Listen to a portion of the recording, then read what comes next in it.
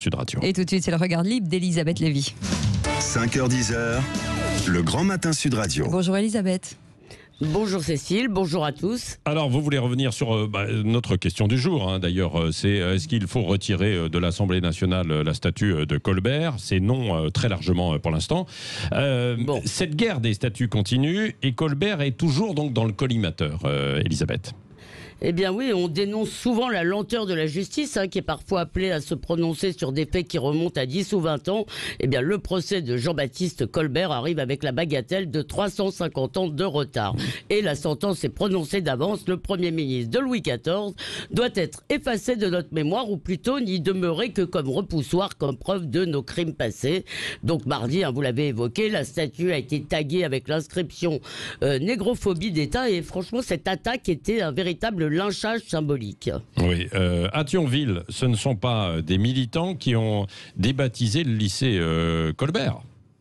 Non, il est devenu à la suite d'une fusion, en fait, le lycée Rosa Parks. Rosa Parks, c'est une figure très estimable de la lutte pour les droits civiques, mais ce changement de nom montre la répugnance de certains milieux, notamment enseignants, à transmettre aux élèves de France un peu de culture française. Et dans le genre repentant, Jean-Marc Ayrault et une députée dissidente LaREM veulent débaptiser aussi la salle Colbert de l'Assemblée nationale. Nous entrons dans l'âge de l'historiquement correct, mais ces bons sentiments cachent un projet proprement révolutionnaire. Il faut faire du passé table rase et créer un homme nouveau qui mette fin au règne du mal blanc. Heureusement pour nous, il n'y a pas de Lénine et encore moins de Marx en vue. Oui, on peut comprendre quand même ceux qui s'indignent qu'on honore l'auteur du Code noir. Non ? D'abord, comme le disait Nietzsche, nul ne ment autant qu'un homme indigné. Les colbertophobes, on peut peut-être les comprendre, mais ils commettent un triple crime contre l'esprit. Le premier, c'est l'anachronisme. Colbert était l'ennemi de la liberté, de l'égalité, de la fraternité, dit le président du CRAN, ce qui revient à appliquer à un homme du 17e des concepts politiques du 19e. Le monde de Colbert est esclavagiste, y compris les rois africains.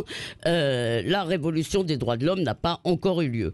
Deuxième crime, le simplisme. Tout est évalué à l'aune d'un seul critère, l'antiracisme. Or, Périclès avait des esclaves, il a pourtant inventé la démocratie. Colbert a fait le Code noir et il est l'un des créateurs de l'état de droit en France. Être français, c'est accepter l'héritage.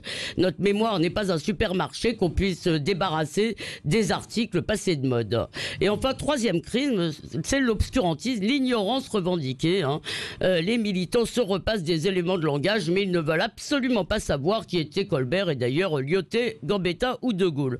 En somme, ils prétendent juger l'histoire, mais ils refusent obstinément de la connaître parce qu'ils refusent de lui appartenir. Ces obsessionnels du passé sont des champions de l'amnésie. Le regard libre, comme chaque matin, d'Elisabeth Lévy à 8h15 sur Sud Radio. Et puis vous revenez tout à l'heure, avant d'aller à Toulouse pour les municipales, où il y a un incroyable suspense avec les candidats qui seront avec nous, Jean-Luc Moudin et Antoine Maurice de la liste Archipel, entre 9h et 9h30 avec Christine Bouillot. On retrouvera le petit déjeuner de l'actualité. Tout à l'heure, Françoise Degois, Elisabeth Lévy. Il y aura du sport à 9h moins le quart. Oui, et dans quelques minutes.